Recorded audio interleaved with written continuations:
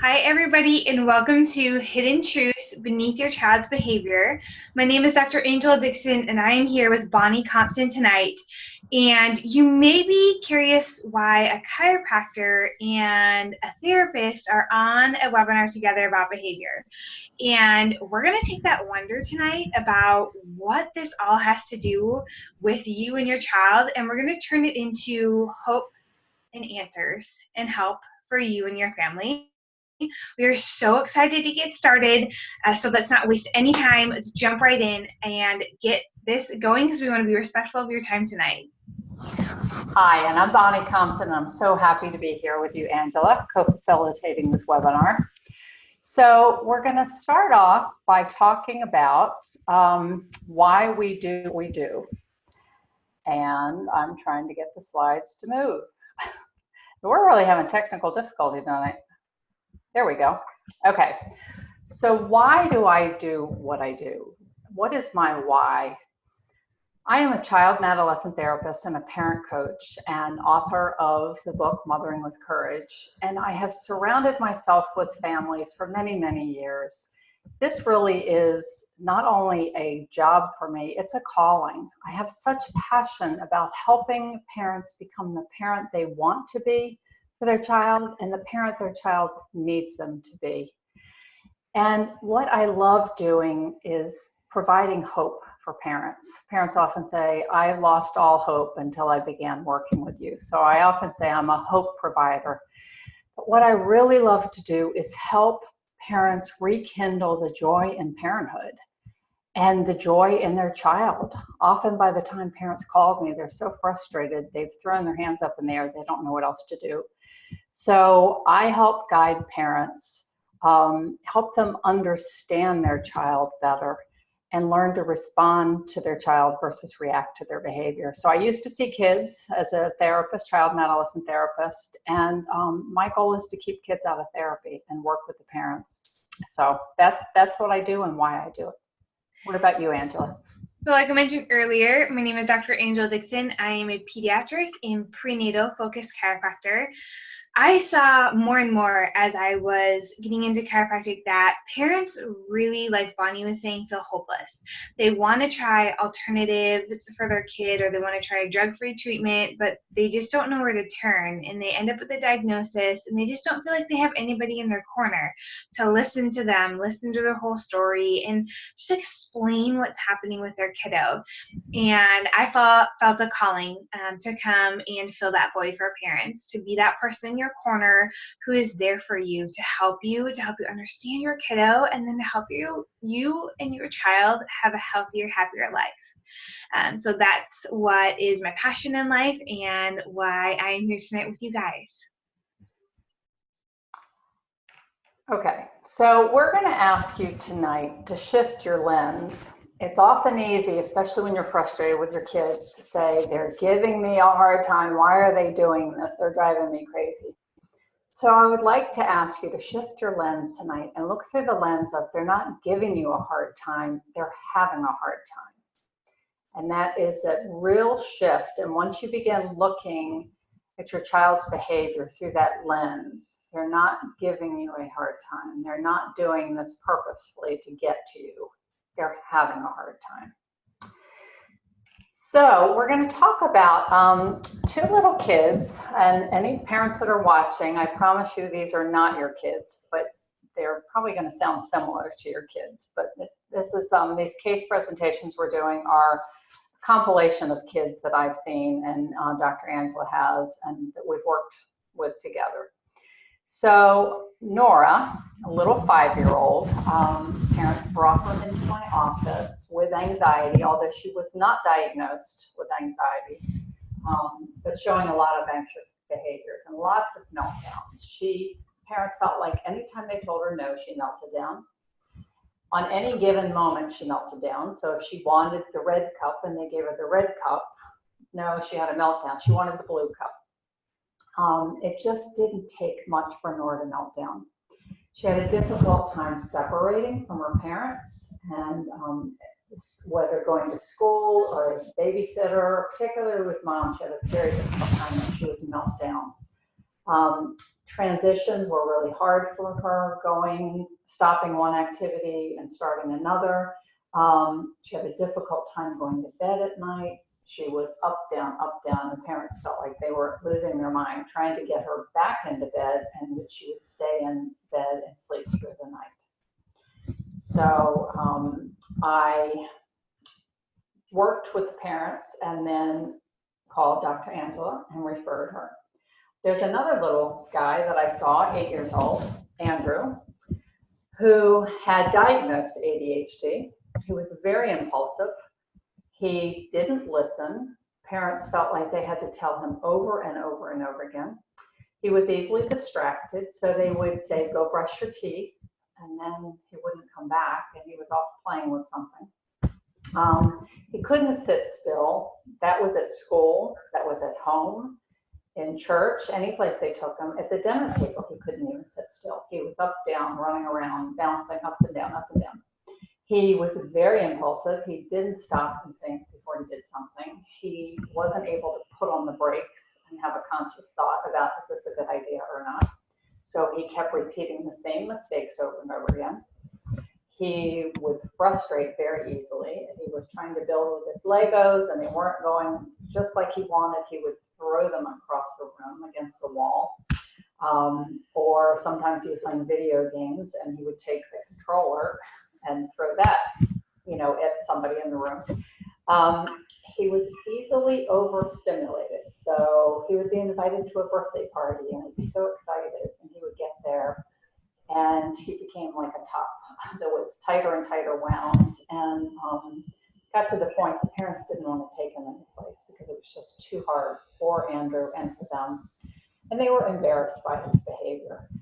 Transitions, again, for Andrew were very difficult. And so if he had to stop doing something, especially anything related to the screen time, video games, etc., he would melt down. Getting him into the car to go to school was a nightmare every morning. So that's what was going on with Andrew. And Bonnie, this brings up a good point here.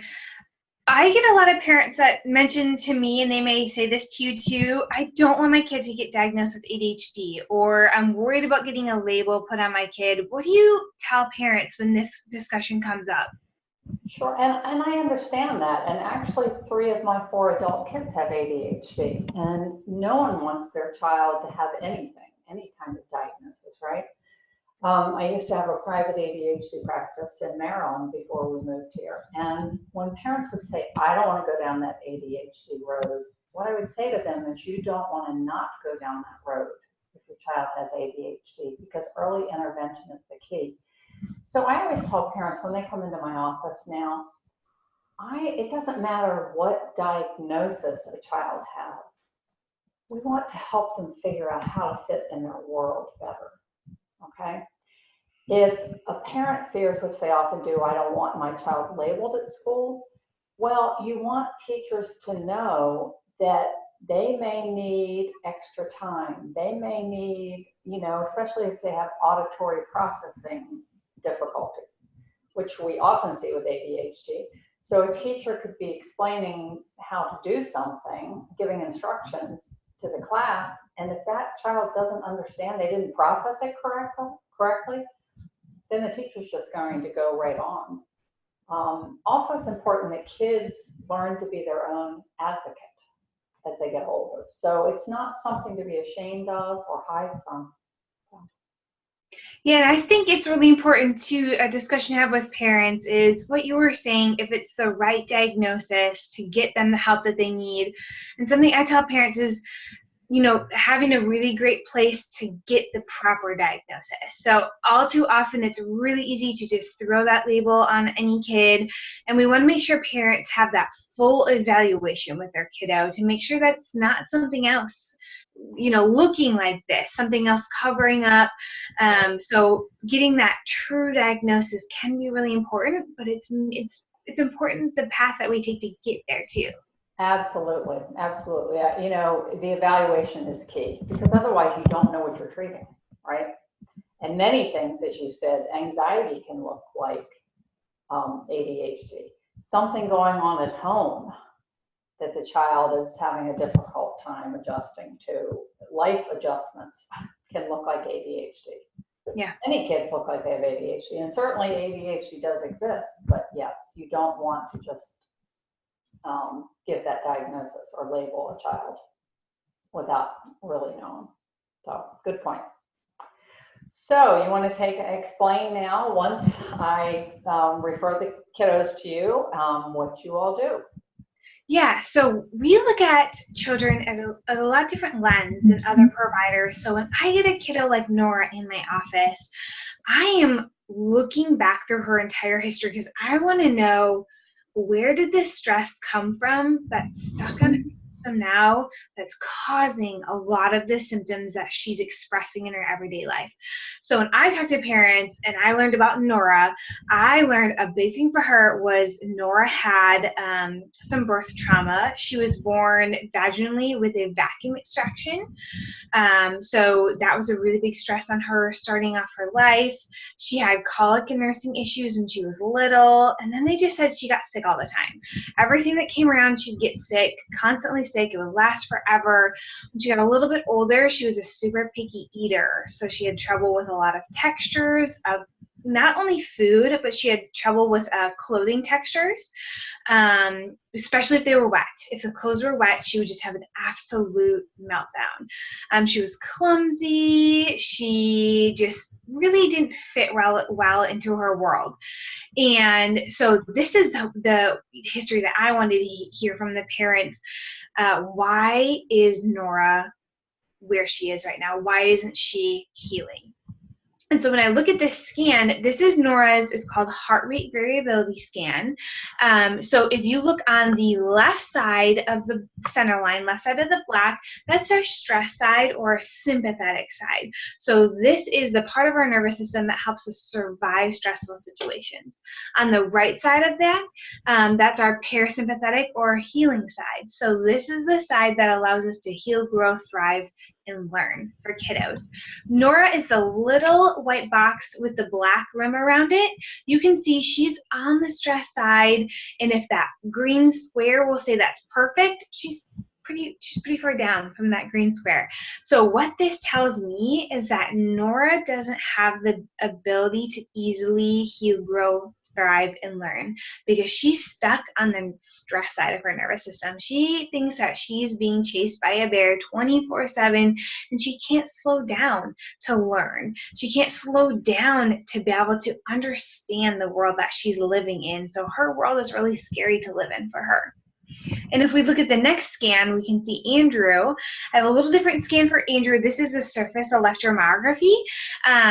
So the black line is him. So you can see the black line coming down the person, and it blows out to one side. This is Andrew compared to a normal. And so what I really want to look at is with Andrew, the history that I got from him. Sorry, before I explain the scan, the history that I got from Andrew was mom was super stressed out during pregnancy. There's a lot happening in their family life at that time.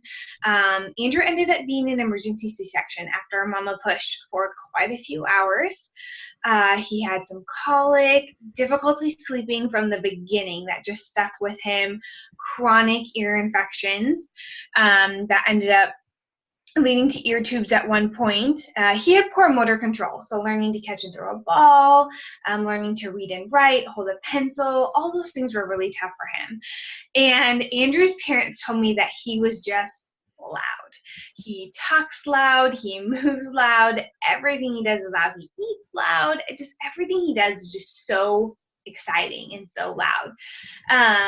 And then they had some overeating issues with him. If they wouldn't stop him, he would just eat till he was sick.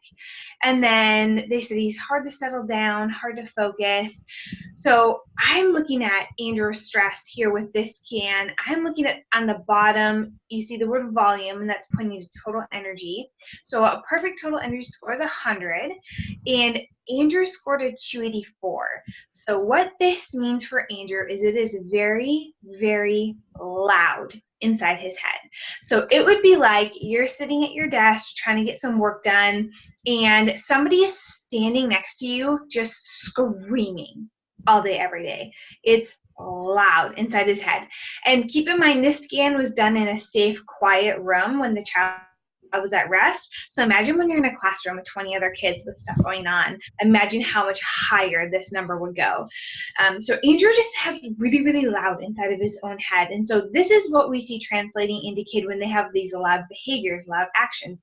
Everything about them is loud with an ADHD kid typically. This is why, because inside their brain, it's loud.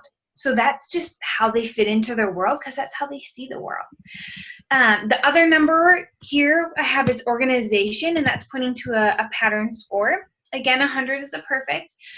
For him, he had a 68.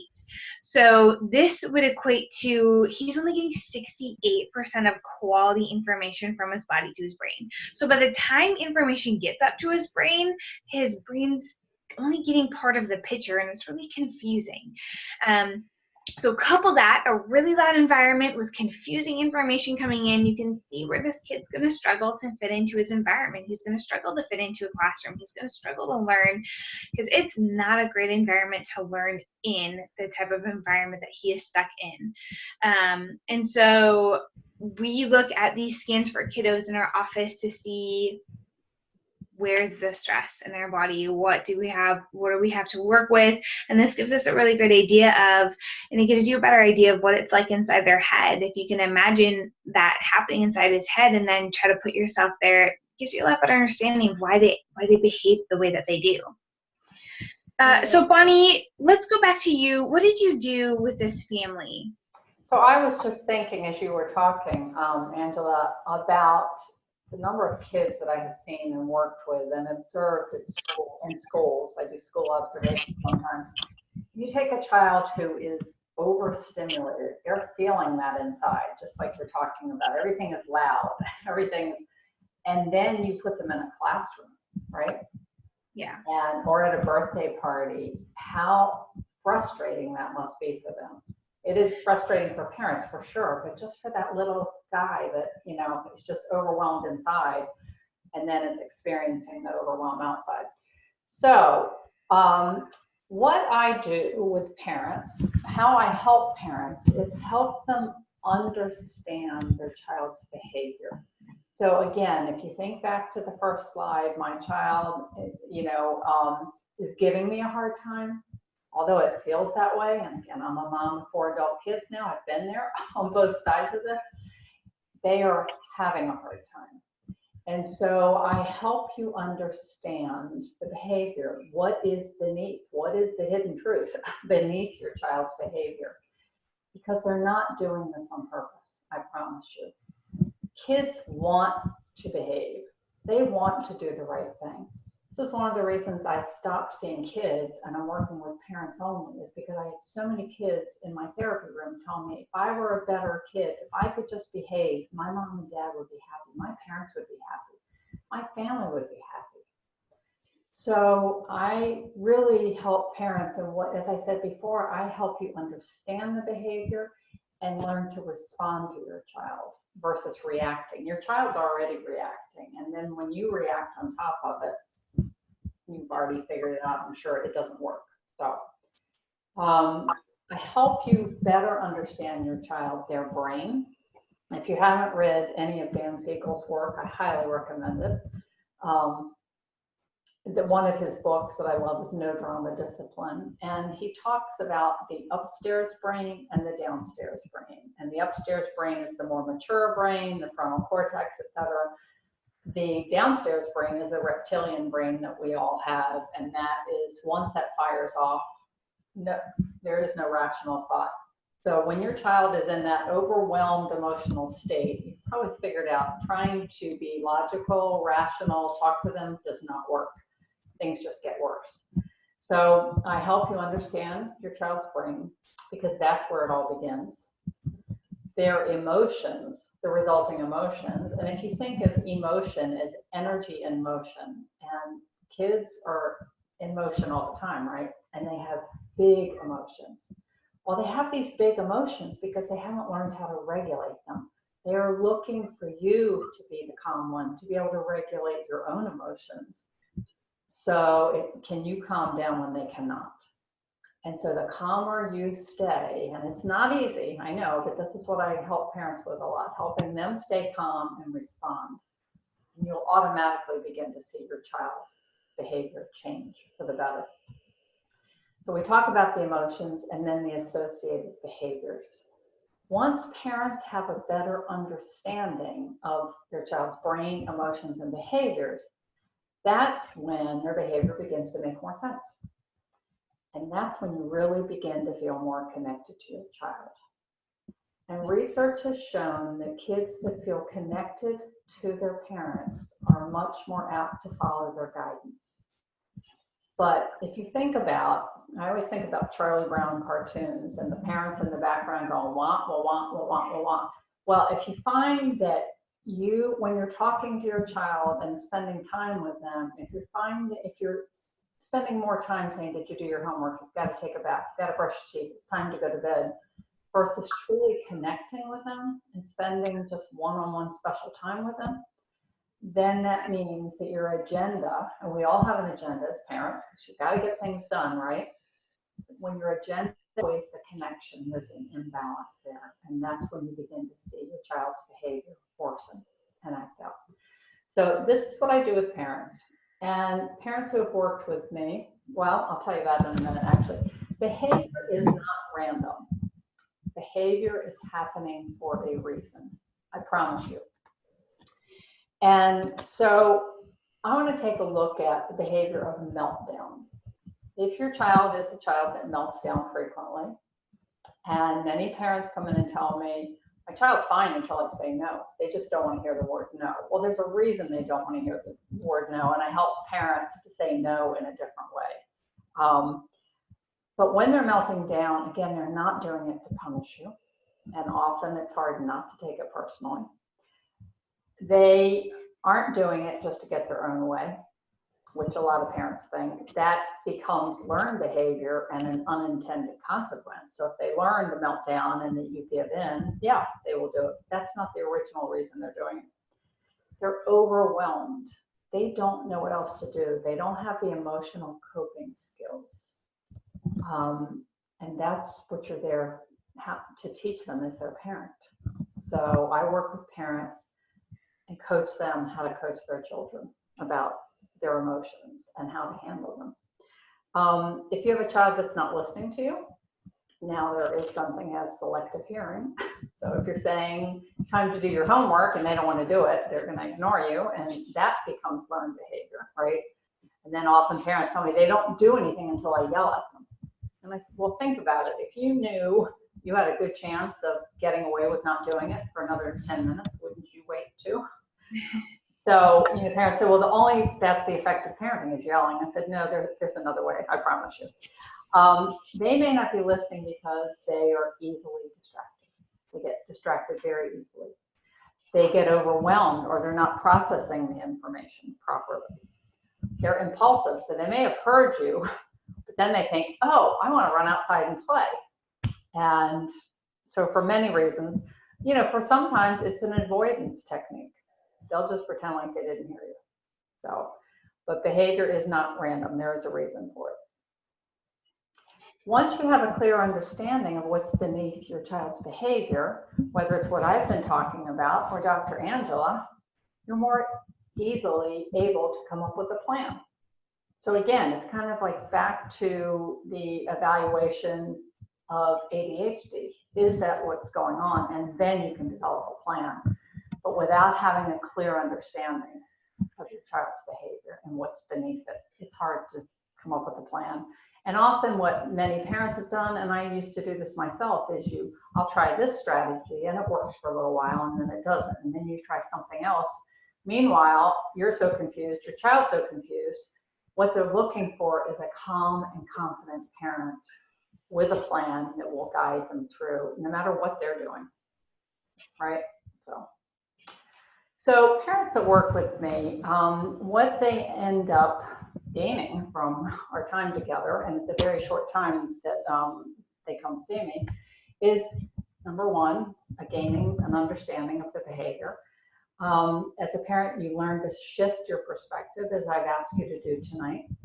You will become more calm and confident in your parenting, and you will have a plan. And the best part, I think, is you'll develop a deeper and closer relationship with your child. And that's what I love seeing when families come into me to see me, is the joy that they're experiencing after they've done the work. And, I've had some parents say, I don't want to do this work. And I assure them, you are doing far more work now than you will be if you, work with me for 4 sessions. And they've all agreed it's just much easier. And you discover the joy of parenting again. Now, for the kids, and as I said, I used to see kids, I don't anymore, but if they still need to see a therapist, I refer them. What they begin to see, the kids are calmer. The kids see that themselves. They feel better about themselves.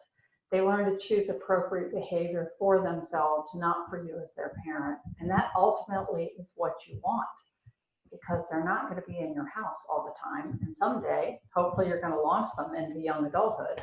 So you want them to begin to learn choosing behavior, the appropriate behavior for themselves. They learn to regulate their own emotions. They become more cooperative. They feel more connected to themselves and others and their parents. And they become more empowered and confident. So it's all good stuff, both the kids and the parents, by doing this work that they see. All right, Angela. So I have a general list on here, common changes that we see with kids when they start care. There's a lot of things that change that parents are expecting, and there are some things that change that parents really weren't expecting. They didn't realize that only pooping once every 3 days wasn't normal. Their child starts pooping every day. That's a really big change in the family's life. So general list here, but what's important at this point is to realize, so Bonnie's working with you as a parent to help you become that calm, confident parent, to help start making those changes with your kiddo. We're working with your kid on the inside. So I want to help rewire their nervous system. So currently they're wired for stress. Most likely, most kids that walk in our office wired for stress. We're rewiring that system and helping them to find a healthier way to live their daily life and be able to fit into that environment. And it's different for every single kid. It's going to look different. And changes only happen as fast as their body can heal. I know people say, that seems like a lot of work. I don't know if I can commit to something like that when they talk about care. But I can't make your kid heal any faster than they're going to. I can't change the 7 years of stress that's on their body or 3 years of stress that's been on their body. Gotta allow them to heal properly. We're really living this quick fix environment where we want to take one pill, do one treatment, and we just want everything to be better right away. And I think Bonnie would agree with me, it doesn't work like that. Especially when you're trying to create, like Bonnie said, these lasting changes, instill these lasting ideas for your kiddo. Same thing for us. If you want lasting change in their body and you want them to not live with stress and as their constant companion anymore, it's going to take time and it's going to take work, and you gotta let their little body heal. If we look at the next slide, we can see Nora's changes while she was under care. So the left image is her first scan with us in the office. The middle image was after 2 months of care, and the last image was after 6 months of care in our office. So you a little progression. So you can see her box first moves towards the center line. And so what this tells me is she is starting to have the ability to use the stress and the healing side of her nervous system a little bit more efficiently. We're not quite centered yet, but we're moving in that direction. So she's starting to tap into both sides again. So the changes that the parent saw between first and second scan are she's just more calm. She's able to focus better. She's not as clumsy. She seems like she's fitting in her school a little bit better, not getting as sick as often. And then between the second and third scan, now we see she's jumped up to that green box. So green box is healthy. This is where we want everybody to be. So now what we saw the changes with little Nora is she doesn't have to work as hard in her everyday life. Stress doesn't affect her the same way. So she could have the same 3 stresses as she did before, but they don't overwhelm her and throw her into a tanner tantrum. Or if she starts to have a meltdown, she's able to take a deep breath and say, okay, I'm frustrated, and this is why I'm frustrated. So many times with these kids, giving them that ability to have that mental space to just think and be able to tell the parent, this is why I'm frustrated, is huge, rather than just going into a meltdown, rather than just going to biting, rather than just going to whatever behavior it is that your kid drops into. Now we're giving them that space to actually think and communicate better with you. And this is why it's important for them to have a great relationship with you, that they want to communicate and tell you, this is why I'm upset, this is why I'm frustrated, this is why I'm overwhelmed, this is what I need from you to make me feel better. And that's such a big change for parents when they can see that change in their kiddo. And it makes your life a million times easier, moms and dads, because instead of just having a screaming match, you're having a conversation with your kid. I know that for some of you, you're thinking that's not possible based on where we are right now. Yes, it is possible. Change is possible for your kiddo. So if we go to the next one, we can see how Andrew changed. So I just have the first and last scan from Andrew. And there's about 7 months in between these 2 scans. So if we look at his total energy, we started with that 284, and we talked about how loud that was. If we look at his last scan, we're at a 131. Now, this is amazing because we took that volume button and we turned it way down. We took the screaming person who was sitting next to them in the room, we moved them outside the room and shut the door.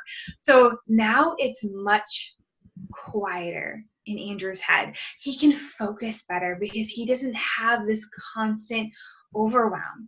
So his parents were telling us he doesn't talk as loud, he doesn't yell as much, he doesn't overeat as much, he doesn't eat so fast. And the really big thing for them was he's able to focus better in school. So they weren't getting these constant reports of he stands up all the time, so they have to have him in the back of the room, or he gets up and wanders around, he can't focus, he never wants to do his homework. All of these things gradually started to shift for Andrew, where he could focus better and he could understand better, and he was able to fit into that classroom so much better than he was before. And that made such a big difference for him. Something Andrew was super excited about was he started catching and throwing a ball with a mitt, like a baseball mitt on. Something he'd never been able to do because his throws were just all over the place, and trying to get the mitt in the right place to catch just wasn't working for Andrew. So catching and throwing a ball got way better for him, and he's so excited for Little League come this summer. And that was really big for him. I mean, that's something, something small that you don't think of, but for a kid, for a sport he wants to play, that's huge change for him. And his parents are just so excited, and so is Andrew. He just feels better. And when you interact with him, you just see a happy kid now instead of an angry, frustrated kid. And Bonnie, I think I'm going to hand it back over to you. Yes, if I can just add, because I love hearing from parents that I have referred to you, Dr. Angela and Dr. Chris. And sometimes parents are like, I don't want to take my child to a chiropractor. What are they going to do to them? They're going to do all these major adjustments and all of this. And it's going to cost too much. It's going to take too long. And I always say to parents, do yourself a favor, do your kids a favor, at least go see them for the initial evaluation. At least educate yourself, and then you can decide. And I'm hearing back from parents now, they just keep saying, thank you, thank you, thank you for telling me about them. And I wasn't sure at first, and we weren't seeing results right away. And I tell parents, this didn't just occur with your child.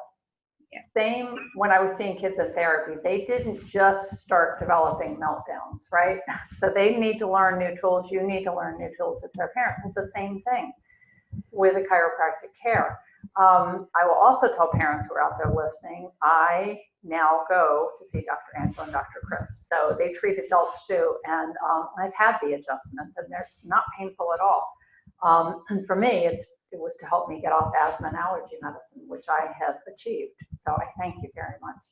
Yes, ma'am. And I love coming into your office. It's just very kid friendly. But what is exciting me is hearing from the parents and just the joy that they are experiencing. They, as you said, they can now have fun with their kids, have conversations instead of daily meltdowns. So anyway. And you bring up a really good point, Bonnie. I love working with kids that are also seeing Bonnie because there's no perfect kid. So these tricks that you learn, and I don't even say tricks, these changes, these life-changing things that you learn with Bonnie, they're going to be applicable all throughout your kid's life. It's not just a temporary Band-Aid to get through this tough point in their life.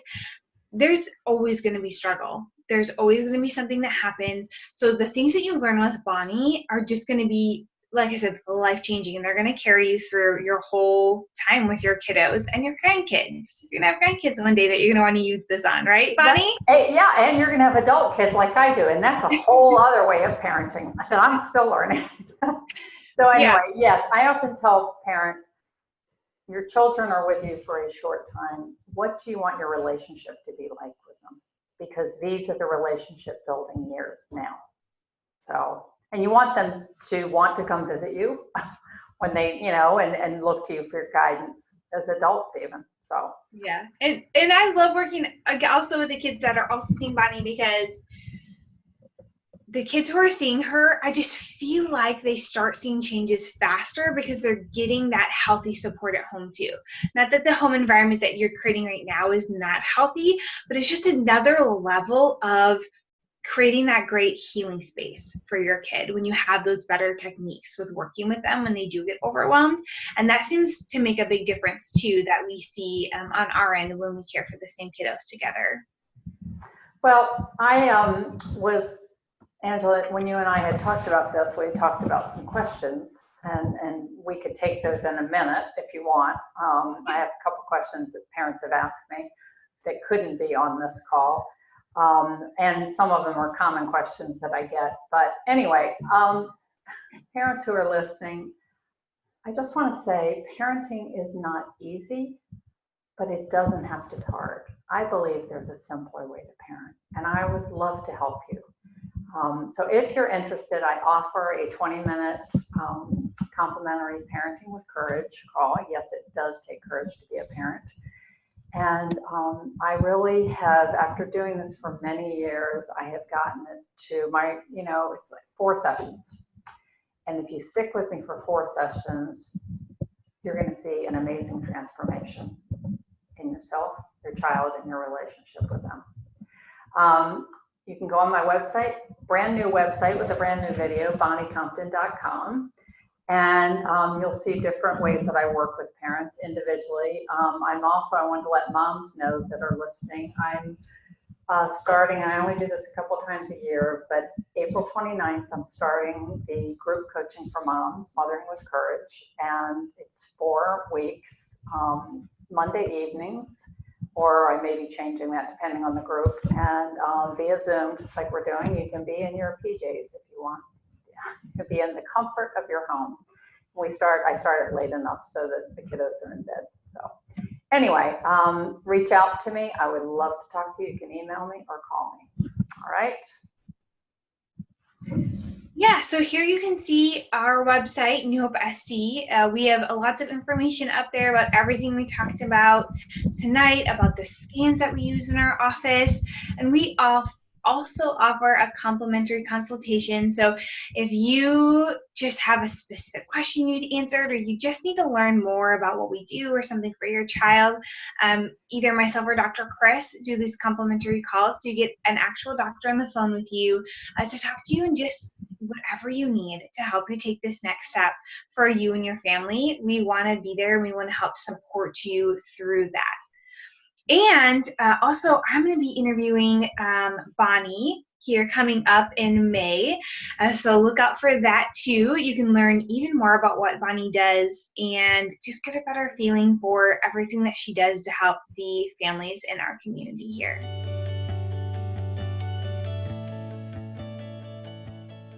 One of the questions, I think, well, there's 2 questions that I get all the time. One is when parents are considering doing parenting work with me or working with me, why do I have to be the one that does the work?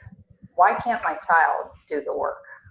And it's often when parents, would bring their child to me and say, fix their behavior. And I would say, your child's not broken. I'm going to help them fit in their world a bit better and you understand them a bit better. And again, respond to them. Parents, any of you out there, and I know I've done this as a parent, have you ever tried to control your kid's behavior? Does it work? No. I don't know about you. I don't like to be controlled. Dr. Angela, do you like to be controlled? Nope. No. So what does your child do when you try to control their behavior? They resist. They fight you back, right?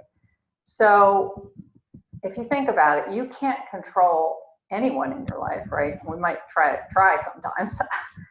You can't control what your child's going to do. You can control what you're going to do.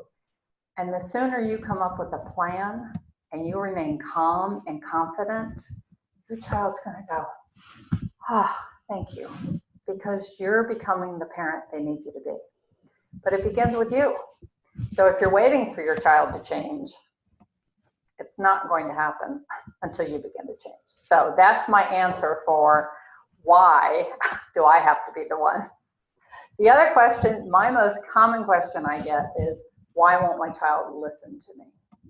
And my answer is because you've trained them not to. And we all have done that with kids, whether we're parents, grandparents, teachers, or whatever. Think about it. If you knew that say you ask your child, go brush your teeth. I don't know of any kid, very few kids like to brush their teeth, right? So they're going to wait to do that. And so what happens a few minutes later? Go brush your teeth. A few minutes later, did you brush your teeth? So if you find yourself saying 5 to 8 to 10 times over and over again, then you're training your child not to listen to you. And so again, there is a simpler way, an easier way to parent.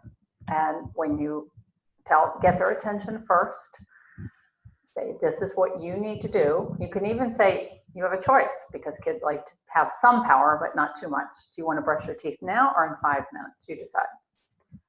And then you follow through with it. If you find yourself saying it over and over again, then you need to change what you're doing. And then your child will change what they're doing. So those are my top 2 questions. Yeah, the top one that we get all the time, often when kids do care in our office, it's not 3 or 4 adjustments. A lot of times it's a couple months of care. And the question I get all the time for parents is, gosh, it seems more than I expected. I wasn't prepared for that big of a commitment. Our really tough kids, sometimes it's a 6 or 8 month commitment. And parents are sometimes just shocked when we tell them that. And it can be a tough conversation, but it's so important that we understand that you can't be in stress and healing at the same time. So when you bring a super stressed out kid into our office, we have to work to shut that stress side off or help rewire them out of stress first before we even get over to the healing side to do the healing. And that's a really tough process. Yes, if they're 1, it's going to happen faster than if they're 10. And that's just the way that our bodies work. We have a better healing potential the younger we are. That's not saying that older kids can't have healing, but it really takes work to get from where they are to where you want to go. I like to use the analogy of building a bridge. So we're going to build a bridge from where you are right here, not happy with your child's life, to over here your goals of having a healthier, happier child. When we build a bridge to get from one spot to the other, it's going to take time, and it's going to take work. It's going to take resources, and you just can't jump from one spot to the other. You've got to put in the work to get all the way through. And if you only build the bridge halfway, guess what? You're not going to get over to those goals that you wanted. Yeah, you're further from your starting point, but you're still not to where you wanted to go. And that takes time, that takes effort, and that takes a commitment to get over to that point. One of the other super common questions that we get are adjustments safe for kids. Most people have seen adjustment videos on YouTube, and they just do something bizarre with someone's body. They just like take it to a position that it should not be in and bring it back. And I think that's what parents envision I'm going to do to their kiddo or their baby. Adjustments for kids are super safe and effective. If I adjust a newborn, I'm going to use the amount of pressure that you would use to test a tomato to see if it's ripe. Super gentle, and then the pressure goes up the older the kids get, but I'm not taking your kid's head and turning it around and bringing it back. It's very, very gentle. And on that same line, I get the question from parents, my kid doesn't like to be touched. They don't like doctors. They don't like going in for appointments. They're super nervous about people they don't know. So how are you going to put your hands on them and adjust them if that's the scenario? And this is what we do for a living. We help kids that are challenged like this. So we have a ton of techniques that we use to help these kids feel safe when they're getting adjusted. A lot of kids I adjust in our play area because it's too nerve-wracking to come back to the room where the tables are. I play with all the kids, let them get used to me. I also have a adjusting tool that I can use, so I'm able to deliver the adjustment just really quick. It's quick as snapping your fingers, so that I don't have to spend a lot of time on one area. It may take more time to assess everywhere that they need to be adjusted and make sure they get exactly what they need that day, depending on how nervous they are. But we are super patient. We do what your kid needs, and they start building a trust with us really fast. After a couple appointments, most kids are asking to come in and visit us because they love coming into the office and playing and interacting with us and getting their sticker at the end. So don't let that deter you. I've had kids that come in and they just want to scream the whole time that they're getting adjusted, and then 2 weeks later they can't wait to come in and give me a hug. So the change is there, and don't let that make you too nervous. We have really great techniques for helping kids like that. And I can attest to that because I've been there enough for my own treatment, and it's fun to watch the kids come running in. Hi, Dr. Angela. Hi, Dr. Chris, and hugging you all. So happy to be there. It's just a very happy place to be, and kid friendly. So yeah, it's very fun. This is the time of night where I need to ask something from you.